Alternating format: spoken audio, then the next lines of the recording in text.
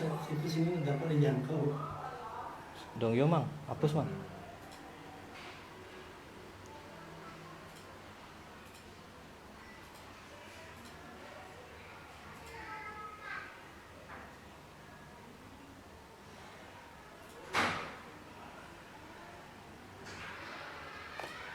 Sampun.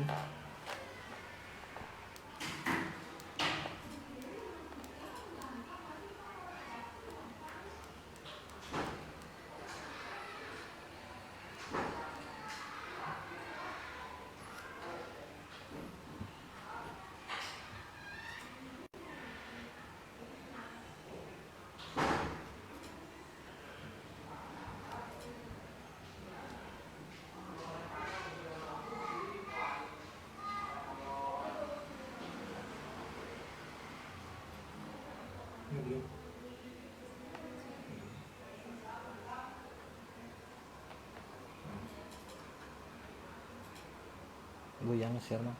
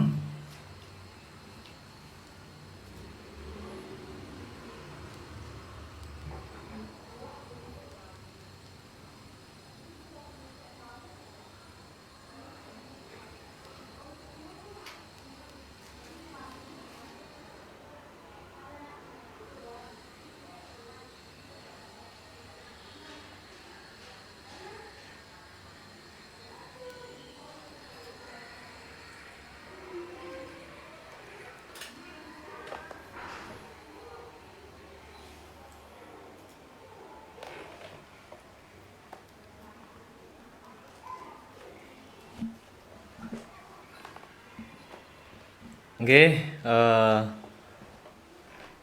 kawitin mungkin kita mulai acara siaran langsung pada pagi hari ini. Sebelumnya tiang mengaturkan panganjali. Om Swastiastu.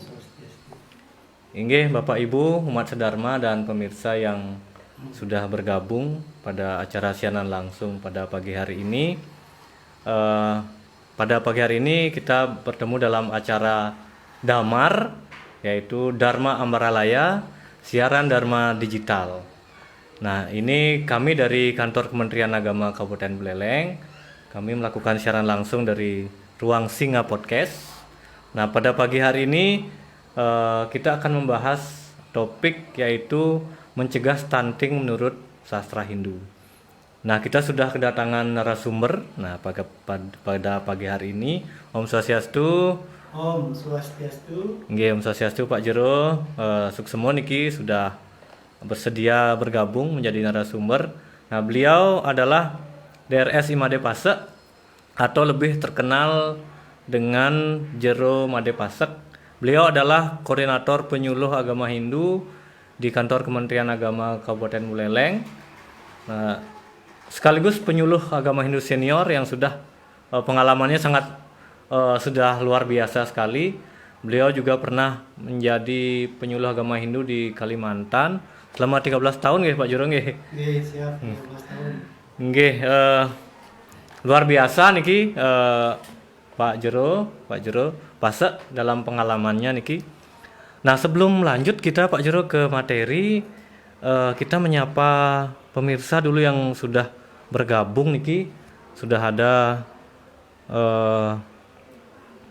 Losri Drupadi niki sukseme, Pak Endi Swastike, Suko Ardiase, Yoga Dharma Diputra, Bapak Arya Suwarnate, Desa Adetapini, Kaila Anindita, Made Diarte, Dwi Utari, nggih, dan semeton-semeton umat sedharma lainnya. Nggih, suksemo, terima kasih sudah bergabung dalam acara pada pagi hari ini, dalam acara siaran langsung ini. Nah, Pak Jero, pada pagi hari ini kita akan membahas tentang mencegah stunting. Nah, khususnya dalam agama Hindu. Nah, tapi sebelumnya niki umat sedharma, masalah stunting mungkin semua sudah tahu menjadi isu nasional niki. Bahkan menjadi isu global, Pak Jero. Karena stunting itu adalah gangguan perkembangan pada anak yang disebabkan karena gizi buruk, infeksi berulang, simulasi psikososial yang tidak memadai. Nah, jadi stunting ini masalah yang serius, Pak Jero. Nggih. Nah, berdasarkan survei yang dilakukan oleh SSGI pada tahun 2021, di Indonesia ternyata tingkat stunting itu masih tinggi. Masih di atas ambang batas yang ditetapkan oleh WHO. Kalau ambang batas nike kan 20%. Sedangkan di Indonesia masih 24,4% di tahun 2021.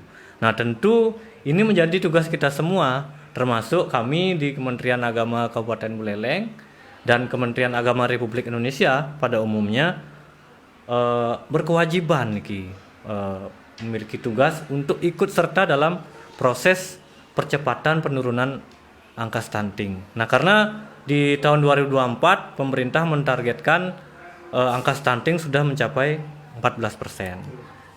Nah, oleh karena itu pada pagi hari ini kita akan membahas, nah khusus dari Pak Jero niki akan memberikan wawasan kepada kita bagaimana sih mencegah stunting menurut sastra Hindu.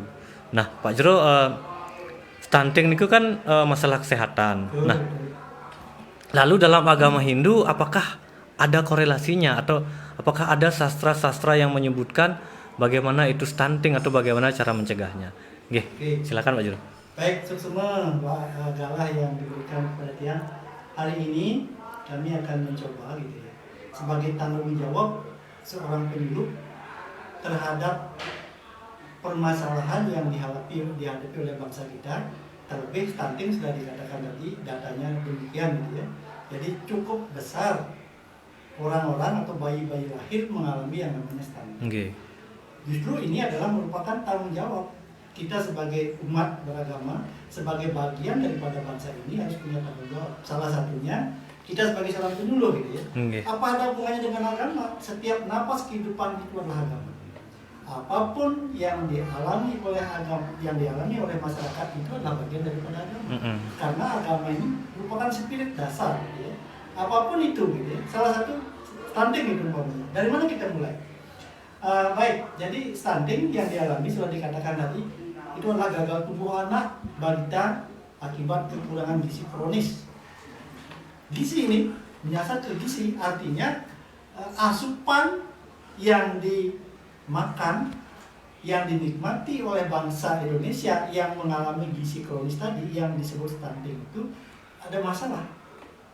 Ada masalah pasti. Kalau seandainya tidak ada masalah, kalau seandainya makannya lurus saja, dalam kehidupan sehari-hari kan kita tahu anjuran daripada kesehatan, makan itu 4 sehat 5 sempurna. Kemudian kita di Hindu, makanlah sesuatu yang satwika. Hindari makan yang rajasika, hindari makan yang tamasika. Atau dalam bahasa umumnya, makanlah sesuatu yang baik-baik karena tubuh ini membutuhkan gizi yang baik. Nah, itu dasarnya dulu. Dilanjutkan lagi bahwasanya stunting itu ada pada permasalahan orang yang memasuki graste asrama. Kalau dari catur asrama itu kan brahmacari, graste, wanapraste, biksuke. Sekarang yang akan kita bicarakan adalah permasalahan yang dialami oleh mereka atau bagian daripada umat kita yang masuk ke graste asrama. Kenapa mesti graste gitu ya? Jadi permasalahan graste ini berlanjut dari permasalahan generasi muda.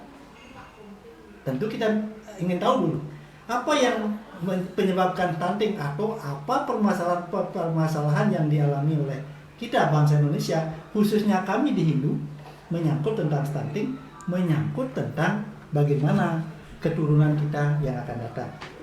Demikian dulu sebagai pemabah, mungkin dilanjutkan apalagi ada permasalahan yang lain tentang stunting seperti itu. Semua nih Pak Jero. Jadi seperti disebutkan tadi, kalau dalam agama Hindu tadi stunting itu kan berkaitan dengan makanan yang disampaikan oleh Pak Jero. Jadi dalam agama Hindu ada disebutkan makanan satwika. Nah, bagaimana kita mengatur pola makan tidak berlebihan, tidak memakan makanan yang dilarang oleh agama Hindu. Kemudian dalam Grihastha Asrama juga bagaimana seorang pasangan yang sebelum menikah harus mengetahui bagaimana nantinya pada saat menikah. Baik. Nah, sebelum pemakanan dibuka sedikit yang di depan bahwasanya penyebab terjadinya stunting ini adalah bagian permasalahan daripada kita sebagai umat manusia, khususnya umat Hindu yang memasuki Grihastha Asrama. Penyebabnya sudah jelas. Nomor satu pasti gizi buruk gitu ya. Orang yang mengalami stunting itu sudah dipastikan karena faktor makannya bermasalah. Itu satu. Kedua, kemungkinan stunting itu diakibatkan oleh pernikahan tidak pada waktunya. Jadi apabila nikah belum waktunya gitu ya, mari kita lihat sekarang di media sosial. Kemarin saja ada berita bahwasanya ada anak-anak ya diperkosa oleh kawannya sendiri yang rata-rata umurnya baru mencapai maksimal 14 tahun. Itu masih jauh, sedangkan ambang batas yang disebut dengan anak itu adalah sampai umur 18 tahun. Jadi dari 0 sampai 18 itu disebut anak. Dalam Undang-Undang Perlindungan Anak itu adalah anak. Nah, kemudian itu adalah permasalahan. Nomor 2-nya itu adalah bagaimana kita menikah. Mari kita sesuaikan dengan aturan yang ada di kita di kantor agama, khususnya agama Hindu, bahwasanya dalam tingkatan-tingkatan hidup yang disebut catur asrama itu, yang pertama itu adalah bagaimana pendidikan harus berjalan sebagaimana mestinya. Ya. Jadi usia pendidikan anak itu dalam beberapa artikel disebutkan sampai 18 tahun. Sekarang anjuran kita adalah untuk mendapatkan perempuan dulu, perempuan yang dewasa itu.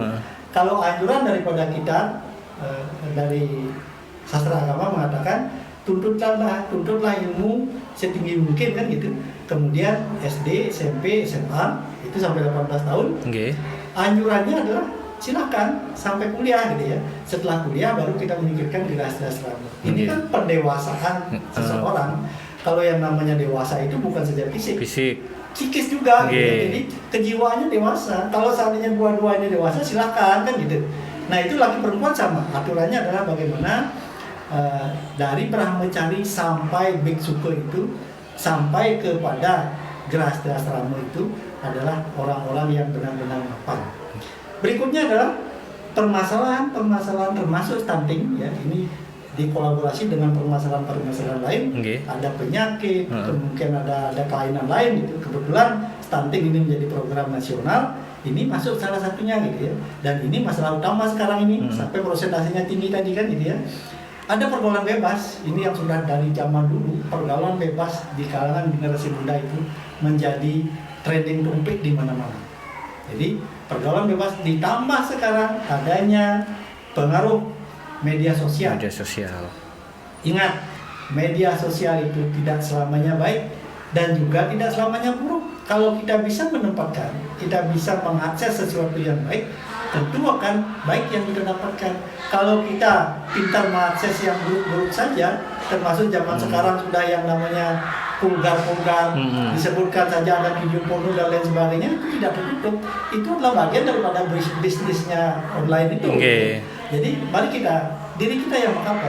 Nah, oleh sebab itu perlu sebelum memasuki jenjang Grihastha Asrama, perlu kedewasaan seseorang. Ya, perlu dewasa. Jadi untuk mendapatkan kedewasaan itu lalu tentunya ada pendidikan formal, pendidikan dalam keluarga, maka kita mengenal yang namanya catur kang sinangga guru. Ya. Jadi guru pake yang pertama, kemudian guru pengajian dilanjutkan. Itu perlu mendapatkan bagaimana kita memperkuat diri, bagaimana kita mendewasakan diri melalui salah satunya adalah melalui pendidikan.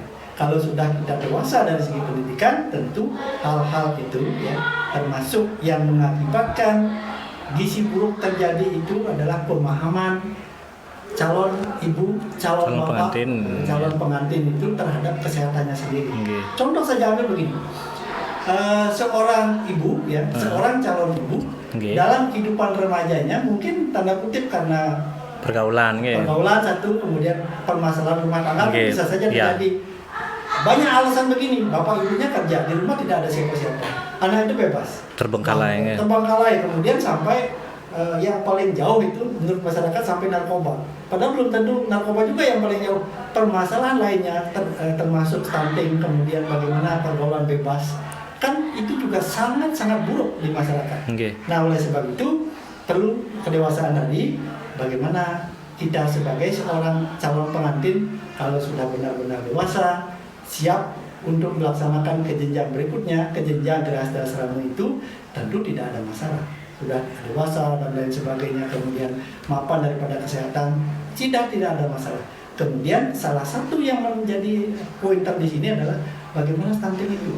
Stunting itu satu adalah akibat calon tadi catin ya, calon pengantin. Itu, satu, remajanya dia adalah akibat asupan gizinya tidak melalui aturan sastra agama yang disebut dengan satwika tadi. Satwika. Ya. Jadi makanan-makanan satwika dihindari. Yang dimakan adalah makanan-makanan apa yang menurut dia enak. Yang dilarang bahkan gitu, ya. Yang berbahaya malah. Ya. Mari kita lihat yang namanya pancirma itu ada di dalamnya ada madol, mabuk ya, dan lain sebagainya itu kerap terjadi. Kenapa? Karena kita tidak ada yang kontrol satu, kemudian diri kita itu belum dewasa. Menganggap apa yang dilakukan itu sesuatu yang benar saja, sah saja menurut mereka, karena tidak ada yang memantau, tidak ada yang beri masukan dan lain sebagainya. Itu akibat jauh daripada caturkan 9 guru.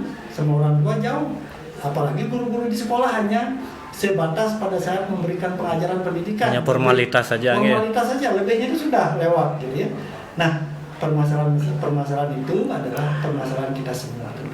Tidak hanya kepada anak. Problem rumah tangga itu adalah problem kita semua, termasuk orang tua, termasuk masyarakat.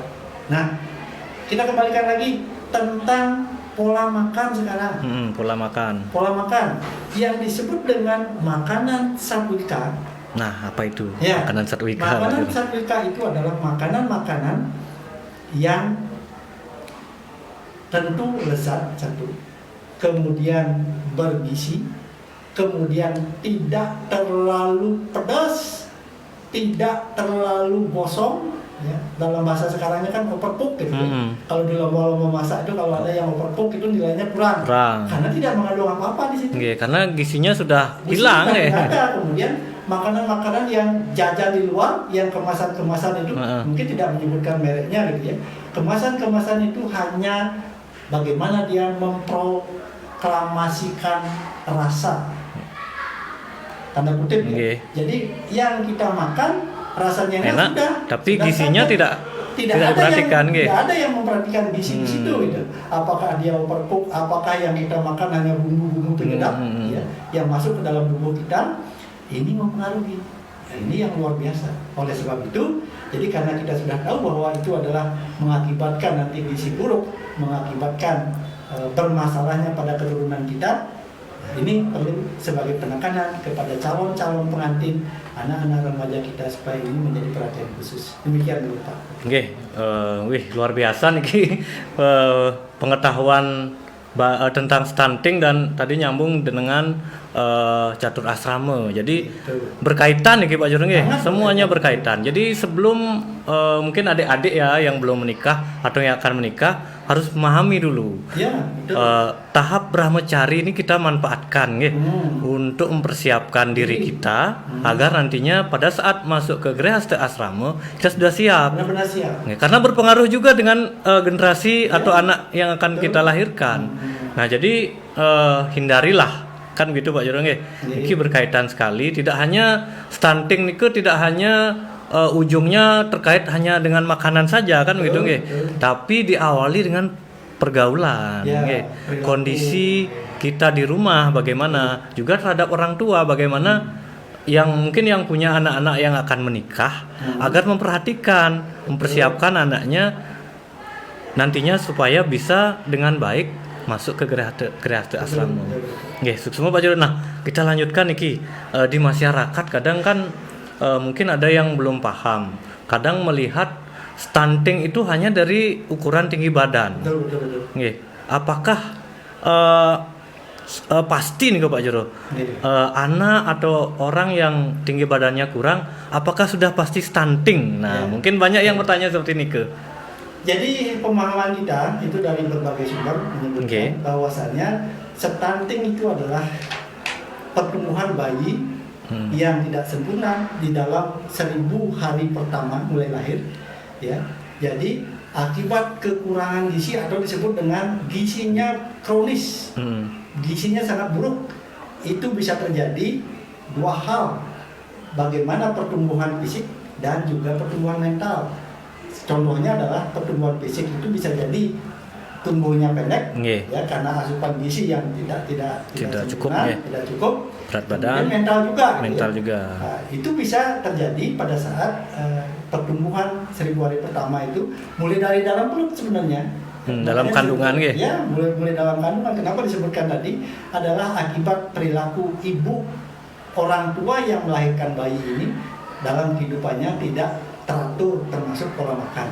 Nah, kemudian itu adalah stunting. Kalau stunting gizinya buruk, itu mengakibatkan stunting. Kemudian pertanyaannya tadi adalah bagaimana dengan orang-orang kerdil gitu ya. Lihat di film-film atau mungkin di televisi, media sosial, media mainstream dan lain sebagainya, banyak kita lihat artis-artis yang cebol ya. Mungkin banyak sekali kalau kita lihat di Jakarta gitu ya. Orang-orang cebol itu cerdas-cerdas malah gitu ya. Itu tidak termasuk stunting. Jadi keturunan itu bisa jadi karena genetika. Ya, pengaruh genetika. Karena gennya memang dia orang kecil. Contohnya begini. Meskipun kita kasih makan makanan gajah gitu, yang namanya tikus tetap saja menjadi kecil gitu kan, kurang lebih. Bukan menyamakan manusia dengan tikus. Burung juga begitu. Burung pipit meskipun dikasih konsentratnya ayam broiler gitu, akan tetap menjadi burung pipit. Sama dengan tadi orang yang pengaruh genetika, karena memang orangnya seperti itu. Gitu ya. Meskipun wataknya cerdas dan lain sebagainya, memang genetika itu, keturunan ada yang seperti itu gitu ya. Beda dengan kalau stunting itu keterbelakangan pola pikir, ya, keterbelakangan mental. Kenapa? Karena pertumbuhannya yang tidak sempurna. Akibat gizi dan nutrisi yang tidak terpenuhi. Betul. Nah, itu masalahnya. Jadi stunting itu sebenarnya bukan genetikal ya, tidak identik dengan genetikal. Jadi stunting itu sebenarnya terkait dengan nutrisi dan gizi. Ya, jadi seperti yang dikatakan Pak Jero tadi, bahwa mencegah stunting itu tidak hanya dimulai dari setelah bayi itu lahir atau anak itu lahir, tapi dimulai dari sejak dalam kandungan. Mulai remaja itu sudah persiapan. Bagaimana kita sebelum menikah kan kadang diukur Pak Jero apakah sudah layak untuk menikah atau bagaimana. Nah, jadi dari dalam pergaulan, kemudian dalam kandungan, ibu hamil harus mendapatkan gizi yang lengkap. Kemudian apalagi saat anak itu sudah lahir Pak Jero. Nah, nike terkait dengan genetikal tadi yang tidak, artinya kalau tinggi badan kurang belum tentu stunting. Tetapi kalau misalnya anak ada yang tinggi badannya mungkin berturut-turut tidak naik dalam beberapa bulan, harus segera diperiksakan juga. Pak Jero. Yang lanjutkan nih Pak Jero, terkait dengan dibalik kan kita kenal dengan upacara ngaben. Nah, mungkin ada banyak terjadi istilah ngaben ngerapuh nih Pak Jero. Kalau dia nggak salah dengar, yaitu bayi yang upacara untuk bayi yang meninggal dalam kandungan. Nah, bagaimana kaitannya nih dengan kondisi kita, stunting kita pada saat ini? Ya, ini sebenarnya saudara daripada stunting itu. Kenapa saudara? Jadi permasalahan dalam kehidupan ini, terutama Gerahte Asrama. Satu tadi adalah masalah stunting, karena apa? Karena asupan gizi buruk, kemudian masalah pergaulan gitu ya. Ini banyak hal ya, kompleks sekali masalahnya. Kemudian salah satunya kita sebagai penyuluh ya, sering sekali melihat di masyarakat bahwasanya kalau orang hamil massal kurang lebih 25% itu dari yang di Aben itu adalah merupakan ngaben rapuh ataupun juga ngelumah. 25% Pak Jero. 25% Pak. Lumayan lumayan tinggi. Di tiap tempat ngabennya 150, yang rapuhnya adalah 30 sampai 40. Wih, banyak sekali ya. Mari kita lihat sekarang dulu kenapa demikian gitu ya. Jadi ini adalah permasalahan kita, generasi muda kita yang sebenarnya merusak diri akibat pergaulan bebas, kemudian kena informasi negatif dan lain sebagainya, sehingga dia menjalankan kehidupannya sesuai dengan apa yang dia inginkan. Apa yang dia inginkan, pergaulan bebas mengakibatkan ya zaman sekarang kumpul kebo gitu ya. Kemudian ada lagi informasi yang lain di masyarakat, jani anak beling malu mana nanten gitu ya. Jadi ya begitu bahasanya beling malu mana nanten. Bang pasti kan. Pasti ya. Nah, ini paradigma baru nih King. Paradigma baru yang ini menyesatkan sebenarnya. Tidak boleh terjadi. Tidak boleh.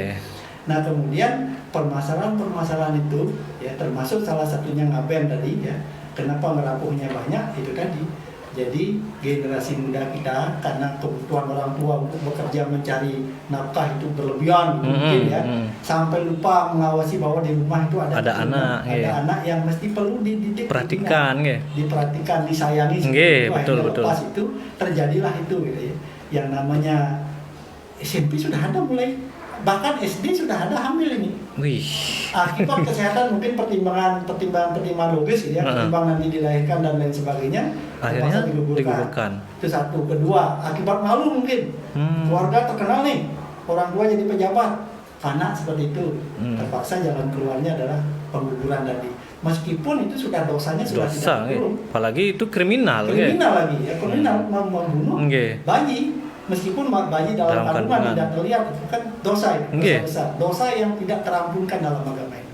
Nah, itu sebabnya jadi di masyarakat bahwasannya permasalahan yang setara dengan stunting itu banyak sekali ya. Termasuk salah satunya itulah bagaimana hamil yang tidak diharapkan, kelahiran bayi yang tidak diharapkan, artinya kan kelahiran atau hamil yang tidak melalui proses wiwahe samskara atau tidak melalui proses penyucian.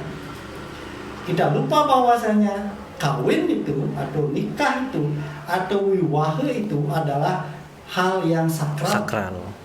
Kenapa sakral?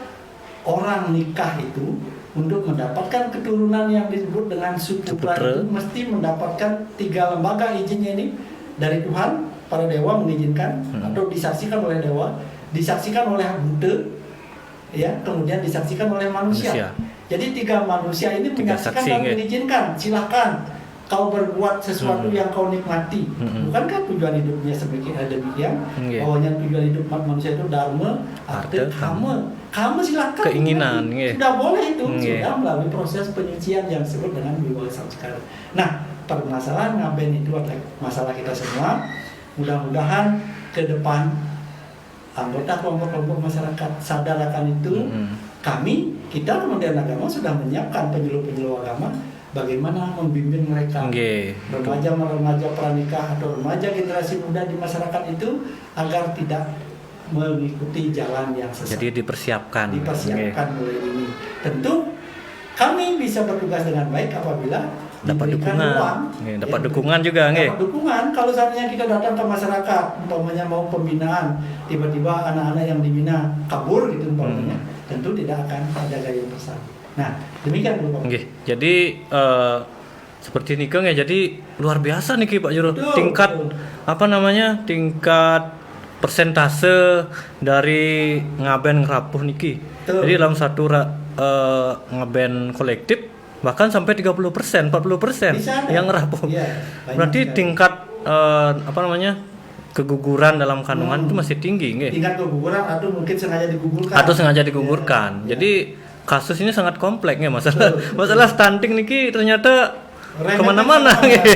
Nah, sesuai dengan topik kita atau judul kita, jadi permasalahan tadi kan sudah disampaikan oleh Pak Jero. Nah, mungkin sekarang ini menurut sastra Hindu, nah bagaimana kita sebaiknya mencegah seperti yang tadi pergaulan sampai endingnya masalah stunting dan Ya. tadi ada ngaben sampai bahkan tiang baru tahu nih 40%. Wih, sangat luar biasa. Ya. Bagaimana dalam sastra Hindu disebutkan, Pak Jero? Baik, kita kembalikan lagi bahwasanya tujuan daripada pernikahan itu dulu sebelum kita menuju ke sastra yang tentang bagaimana menghindari stunting itu. Tujuan pernikahan itu adalah menurut Menahu Dharma Sastra, Dharma Sampati, Praja, dan ada yang namanya Rati. Dharma Sampati itu adalah orang menikah itu tujuannya adalah melaksanakan upacarianya. Artinya begitu masuk ke Grihastha asrama, dia punya tujuan untuk menjalankan yang disebut dengan upacarianya untuk penyucian diri, keluarga, dan orang tua dan keluarga. Itu adalah penyucian. Yakni itu adalah penyucian dalam bentuk upekara seperti itu. Kemudian berikutnya adalah prajit.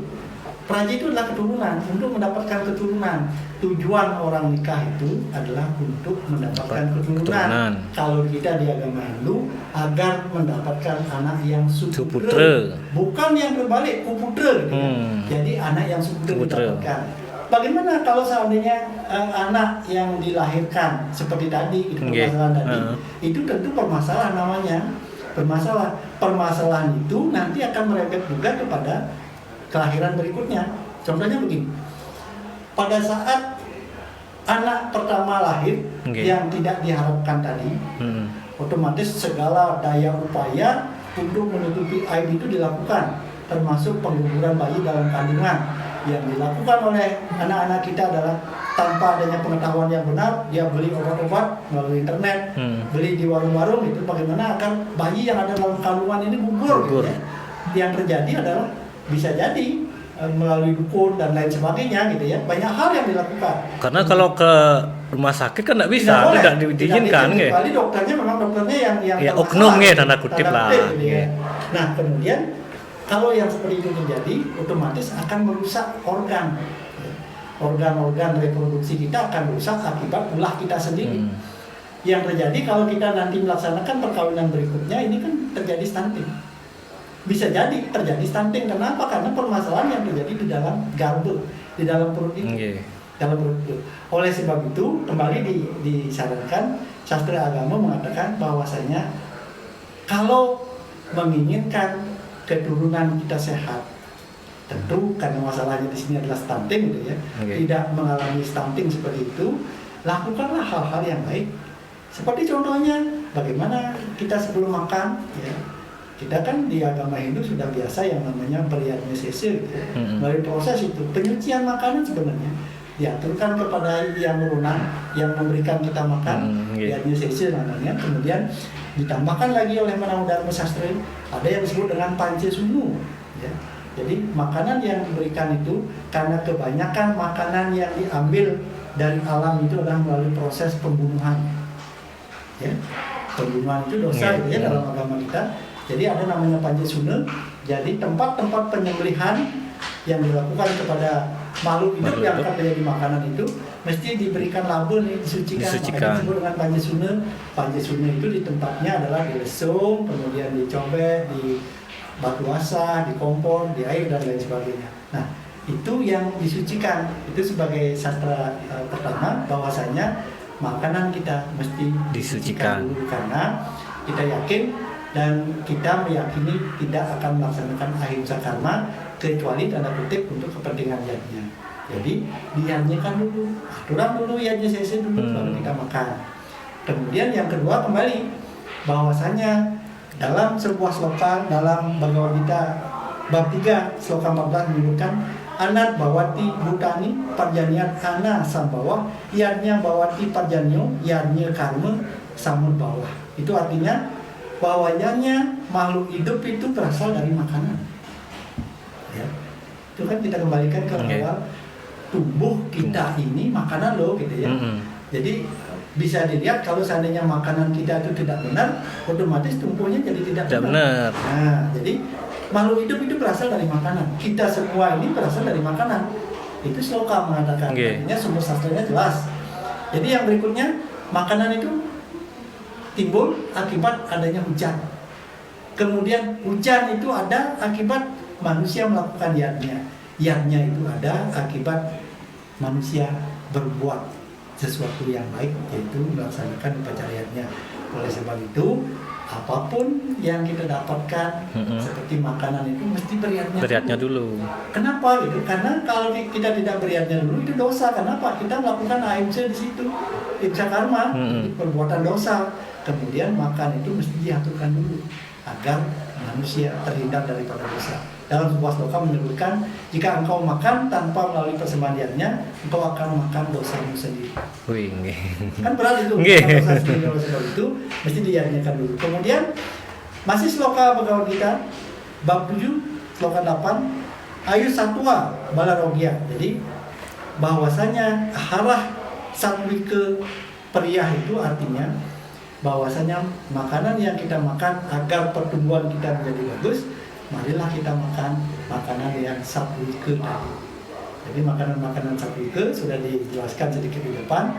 Marilah kita makan makanan yang lembut, yang tidak kontras di mulut kita. Makanan-makanan yang lembut, makanan-makanan yang bergizi, makanan-makanan yang kalau kita lihat yang dari alam langsung gitu ya, seperti makanan sayur-sayuran, buah-buahan, kemudian banyak hal yang organik lah, yang organik seperti itu ya. Jadi kita pilih sekarang agar makanan itu benar-benar berfungsi dalam pencernaan. Kemudian kalau nanti seorang ibu punya anak, tanda kutip, anaknya itu mendapat asupan gizi dari ibunya, kemudian pada saat menyusui, susunya pun ya, air susunya itu adalah benar-benar air susu yang sehat karena sumbernya dari makanan-makanan yang bergizi, makanan-makanan yang satwika. Sloka berikutnya mengatakan, hindari makanan yang terlalu pedas, yang terlalu gurih. Yang sekarang ini kan yang terlalu gurih. Kemudian ada lagi makanan yang pakai angka nih Pak Budu. Angkanya itu apa? Pedasnya nomor sekian ya. Level 1, level 2. Level 2. Ada yang makanan satu mangkok itu lomboknya sampai 25. Level setan mungkin itu. Nah, ini kan sesuatu yang merugikan kita. Menyakiti diri sendiri. Kita. Kemudian begitu juga dengan makanan-makanan yang masuk ke dalam mulut kita, sesuatu yang tidak benar gitu. Seperti contohnya narkoba, kemudian mabuk-mabukan, minum-minuman keras dan lain sebagainya. Jadi ahara kita tidak sesuai dengan ahara gaul, jadi tidak sesuai dengan makanan-makanan yang sesuai dengan konsep sastra, yang sesuai dengan etika kita agar kita makan makanan yang baik. Inilah yang membuat salah satunya adalah bayi stunting. Dan tentu masalah-masalah di lingkungan bayi stunting itu banyak sekali, seperti tadi keguguran, kemudian pertumbuhan yang tidak baik, banyak hal yang terjadi. Nah, seperti itu Pak. Nggih, suksema Pak Jero. Nah niki sebenarnya dalam agama Hindu sudah banyak dasar sastranya Pak Jero nggih. Bagaimana kita menjaga dan mencetak generasi muda Hindu yang unggul. Jadi dalam sastra bahkan sedetail itu makanan yang pedas. Makanan yang teratur ya. Nggih.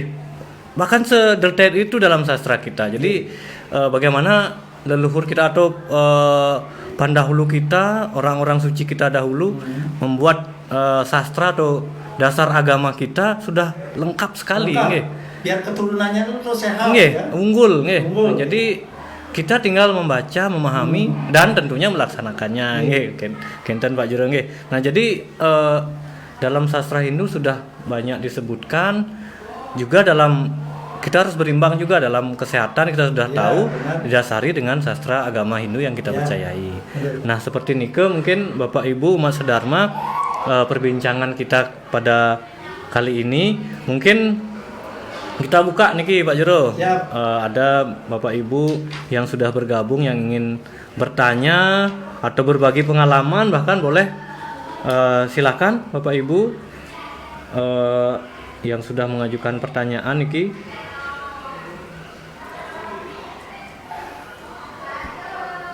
Yang baca dulu apakah ada yang sudah bertanya. Niki banyak komentar masuk Pak Jero. Silakan. Rahayu pinten.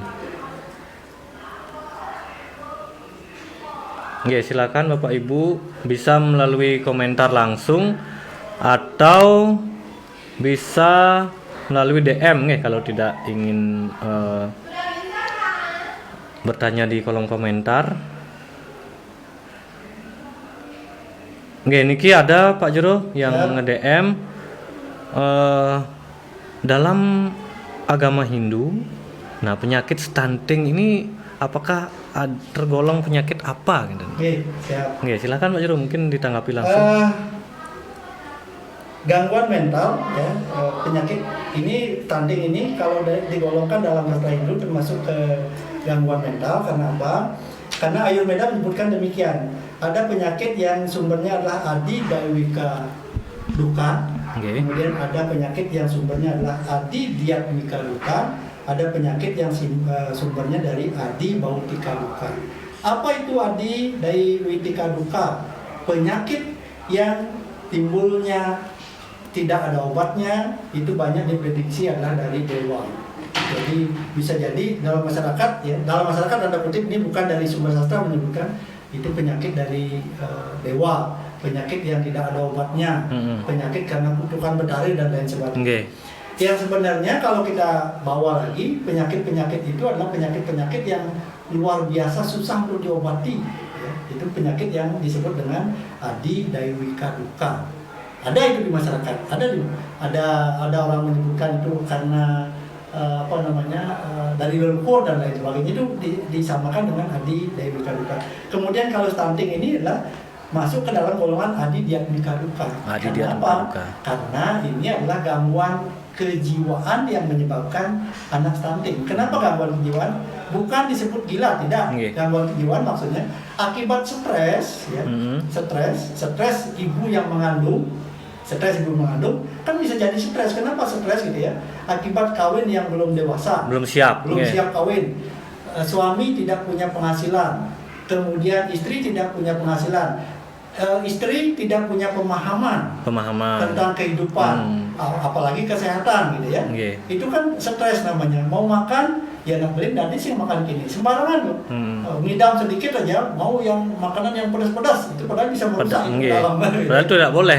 Kalau itu tidak boleh gitu ya. Jadi seperti itu. Jadi karena kurangnya pemahaman ini dimasukkan ke dalam Adi Diatmika Adi Duka. Diatmika. Karena itu gangguan daripada kejiwaan mental seseorang yang sebenarnya belum siap untuk mendapatkan keturunan. Kan bisa jadi karena orangnya masih muda sekali, bayangkan karena masih umur 12 tahun sudah hamil, akhirnya paksa dikawinkan gitu ya. Setelah dikawinkan otomatis kan dia tidak punya pemahaman, yang maunya dia adalah makan, kemudian maunya dia yang senang-senang saja, masih kecil gitu ya.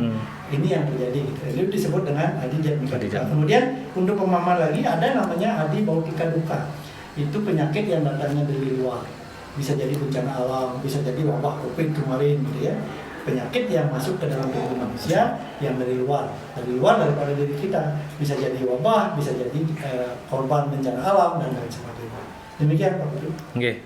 Untuk semua Pak Jero. Nah, jadi Bapak Ibu Umat Sedharma, jadi klasifikasi penyakit dalam agama Ya, Hindu itu sudah ada, jelas. sudah jelas. Ayurveda menyebutkan Dalam Ayurveda. Jadi masalah stunting atau penyakit stunting ini masuk di kategori Adi Diatmika Duka. Ya. Karena tadi pengetahuan, kemudian faktor ekonomi, Faktor ekonomi. kesiapan Ya. sebagai orang tua. Nah, ini ada mungkin berlanjut ini pertanyaannya Pak Jero. Oke, silakan. Izin bertanya, nah niki dari Bapak Arya Suwarnate. Siap. Kita ketahui bersama bahwa makanan bergizi itu harganya berbanding dengan kualitasnya. Ya, betul. Pertanyaan saya, bagaimana dengan masyarakat yang ekonominya menengah ke bawah? Ya. Apa solusi yang pas untuk permasalahan itu? Matur suksema. Nah niki nyambung seperti yang dikatakan Pak Jero tadi, yaitu stunting kan masuk Adi Diatmika Duka. Jadi masalah ekonomi tadi mempengaruhi psikologis, jadi berpengaruh ke anak. Nah jadi sekarang bagaimana jika ekonomi kita kurang? Untuk mendapatkan nutrisi itu kan perlu biaya Pak Jero. Nah bagaimana solusinya? Jawabannya demikian, itu relatif ya. Makanan sehat, kalau kita ngomongnya di desa saja, tadi kita lihat orang desa itu sehat-sehat loh gitu ya. Kerjanya kencang-kencang loh, karena semangatnya tinggi. Padahal makannya adalah baru bangun, barangkali makan segelas kopi, sepiring jajan gitu ya. Siangnya dia makan makanan dari kebun, dia putik sayur-sayuran, kemudian dia rebus di rumahnya, dibuat sambal, kemudian kalau dia dapat dari lahan, apakah burung, apakah ikan yang dia dapat di sawah, itu dia makan. itu murah, tidak beli malah gitu ya. Nggih, betul. Tidak beli malah, dan itu nilai gizinya tinggi. Siapa yang menyangkal sayur-sayuran itu vitaminnya tinggi loh. Mari kita lihat zaman dulu, zaman saya masih kecil, seorang ibu yang akan melahirkan bayi, ternyata makanan-makanan itu adalah hijau-hijauan. Apakah daun kelor, kemudian daun pas-pasan. Nah, ada kan di daerah Pak Budi mungkin ada. Kemudian daun belundung. Itu malah yang dimakan, itu metik-metik saja dari kebun, tidak beli. Tetapi gizinya tinggi itu. Orang yang akan menyusui hijau-hijauan itu akan membantu memberikan nutrisi yang sehat kepada susu yang akan diberikan kepada bayi. Nah, oleh sebab itu relatif. Kalau kita ngomongnya adalah di restoran, barangkali di restoran internasional, kita sebutkan menu-menu, barangkali yang kita sebut godoh di desa itu, setelah masuk ke restoran tinggi namanya lain gitu. Apa jadi mahal. Jadi mahal, banana apa kan gitu. Atau banana tepung gitu. Jadi dihargai, harganya $, pasti mahal dan itu. Padahal kalau kita di rumah buat sendiri. Oleh sebab itu ini adalah pertanyaan, bagaimana dengan orang yang tidak punya? Yang tidak punya, mari kita sesuaikan. Bahwasanya 4 sehat 5 sempurna, salah satu yang dianggap mahal momok di masyarakat itu adalah protein dari hewani. Tidak mesti mahal. Ada kok protein-protein yang kita dapatkan dari nabati. Apakah tempe? Zaman sekarang tempe itu beli 3.000 kenyang loh, bisa makan sehari. Kemudian makan makanan lain, kacang-kacangan, pokoknya kacang tanah dan lain, nutrisinya bagus. Malah dalam Bhagavad Gita tadi yang disebutkan itulah yang menjadi makanan-makanan kita, menunjang nutrisi yang sehat sehingga kita mendapatkan keturunan yang sehat. Jadi akibat gizi kita baik, keturunan kita sehat. Kecuali memang kita berada di lingkungan yang tidak lahan, kemudian tempatnya di kota, kemudian orientasi kita adalah pada makanan-makanan siap saji gitu pokoknya, itu pasti mahal. Benar jadi pertanyaannya Pak Suwarnade, kalau memang kita berada di lingkungan kota, kemudian apalagi tanda kutip orangnya tidak bisa masak gitu, mahal pasti. Kalau kita yang bisa masak, sudah tahu makanan di restoran tinggi, buat aja sayur bening di rumah, petik bayam yang ada di halaman rumah, rebus, cemplungin sunda habis sih, bawang habis sih, jamin ya, sudah makan, enak, kasih sambal ulek lagi gitu ya, itu sehat dan bergizi kan gitu. Betul Pak Juro. Jadi seperti ini kan artinya kita tidak, kadang kan gengsi Pak Juro, kita menunjukkan gengsi kan, kita gengsi harus yang mahal. Nah, kalau kita ekonominya cukup atau bahkan kurang, kita sesuaikan. Karena protein itu misalnya karbohidrat, kita bisa dapat dari nasi, dari kentang atau dari sele, dari ketela. Kan sumber karbohidrat.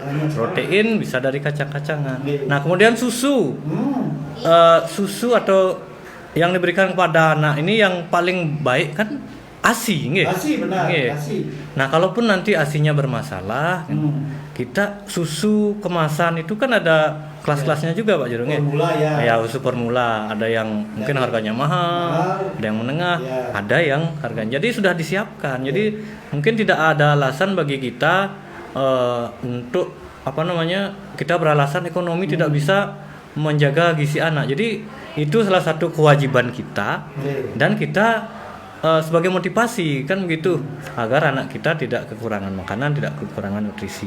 Itu kalau saya tambahkan sedikit untuk yang Pak Putu Suwarnade, sama dengan peribahasa zaman dulu, ayam hitam mati di lumbung padi, mati kelaparan.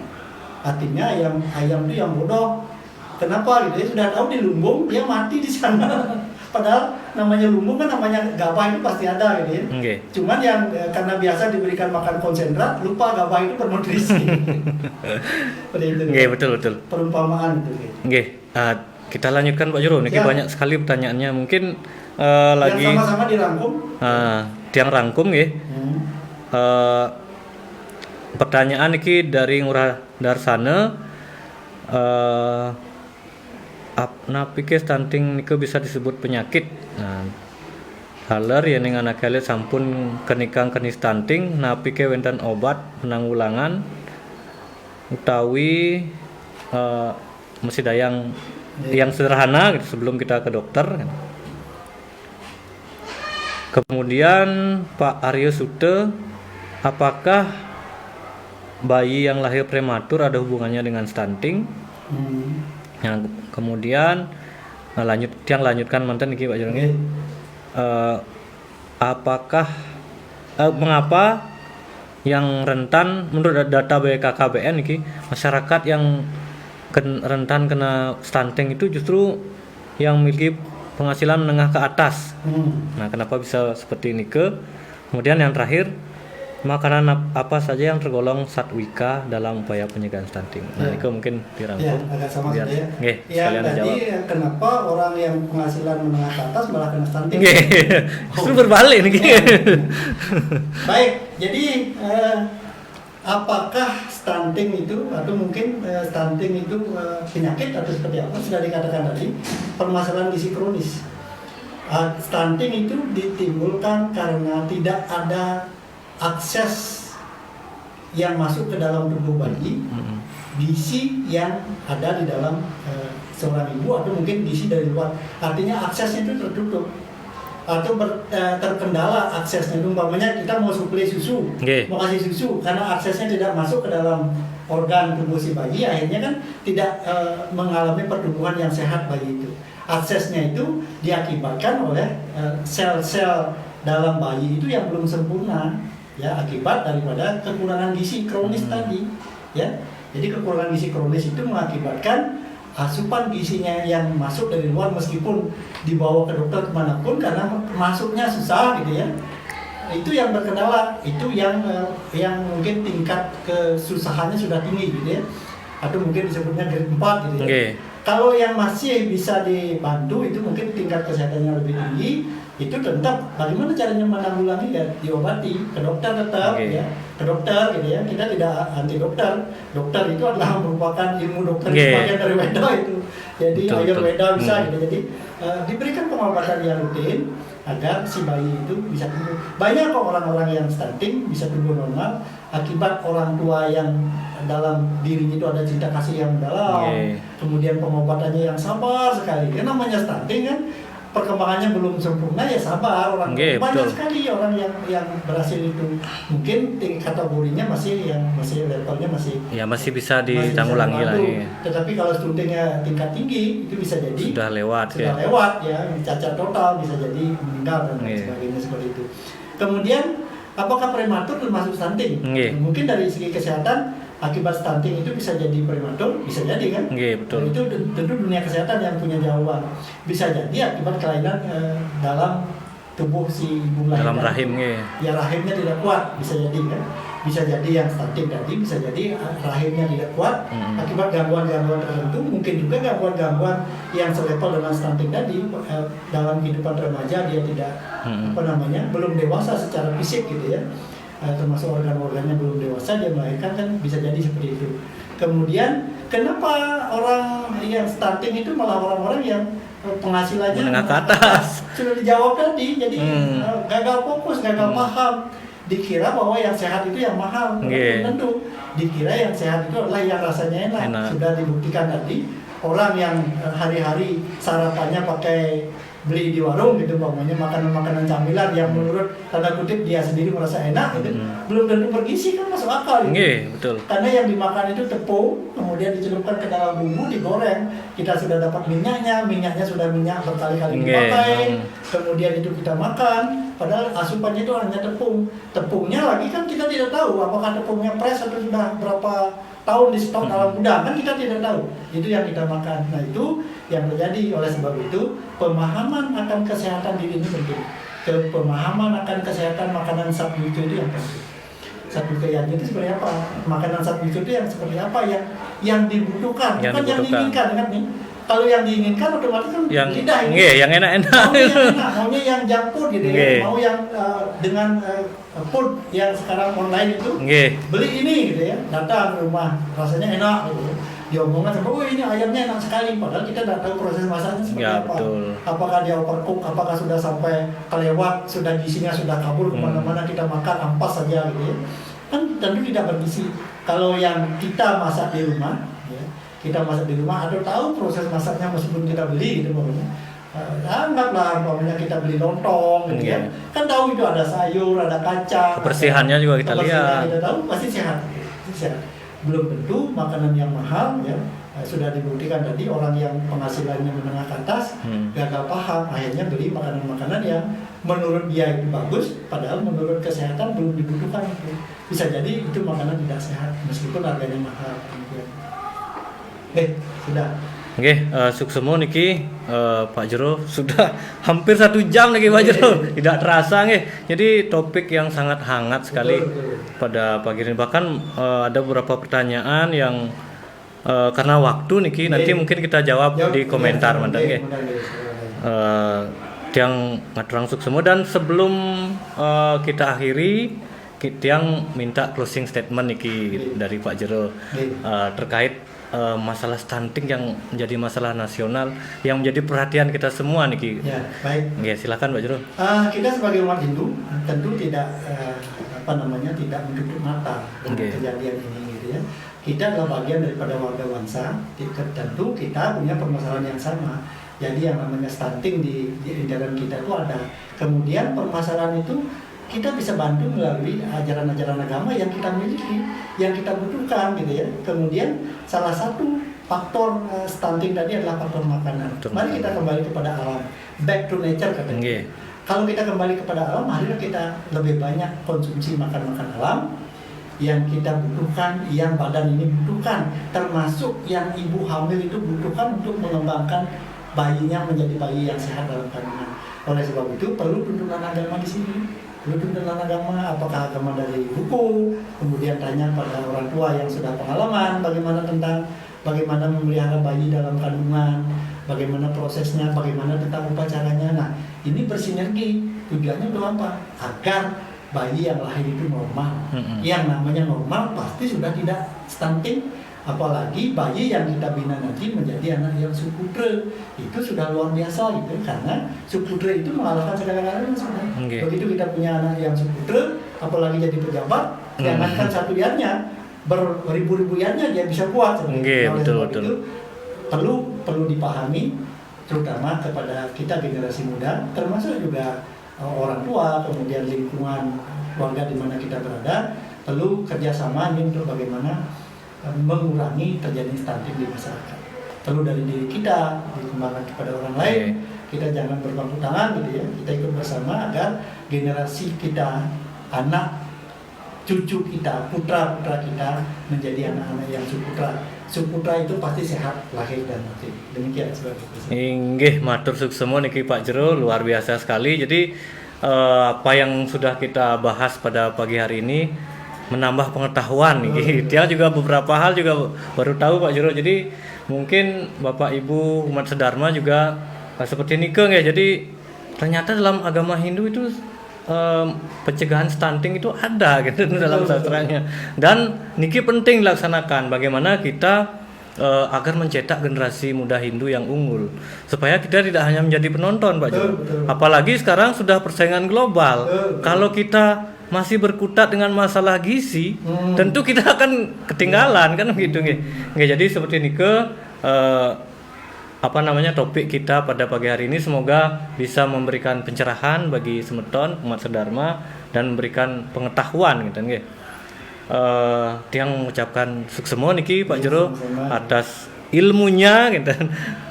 Tiang juga baru belajar niki menjadi penyuluh gitu. Semoga nanti dengan terus dibimbing dan kita juga memberikan pencerahan kepada masyarakat, bisa dari kita bisa menyumbang gitu, dari ilmu yang kita miliki bisa menyumbang dalam rangka penurunan angka stunting di Indonesia. Nggih, Bapak Ibu umat sedharma, Tiang mengucapkan terima kasih juga sudah ikut bergabung, dan pertanyaan-pertanyaannya terima kasih juga yang belum bisa terjawab nanti kita jawab melalui komentar. Terima kasih atas like-nya dan terima kasih atas partisipasinya. Juga yang tidak lupa mengucapkan terima kasih kepada Kantor Kementerian Agama Kabupaten Buleleng yang sudah mempersiapkan tempat dan alat-alat untuk kita melaksanakan siaran langsung pada hari ini. Kemudian pada tim Singa Podcast, tim Ura Hindu dan semua pihak yang ikut membantu. Tiang Ibu Tu Wahyu Rayuda mengucapkan terima kasih, matur suksemo. Tiang akhiri acara ini dengan mengaturkan para mesanti. Om Santi Santi Santi Om. Inggih suksema Pak Jero niki. Jadi sama-sama. Terus mah. Tadi pilih begitu. Belum simpen no? Hah? Simpen no? Ya, ini juga. Nih.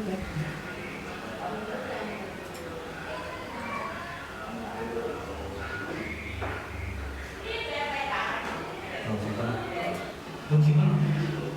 Ini.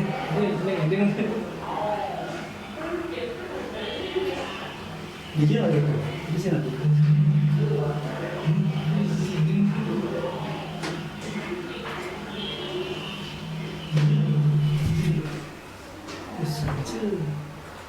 Belum simpen no?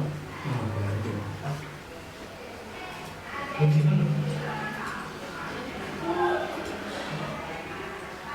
Mulai dari apa? Ya, belum simpen no?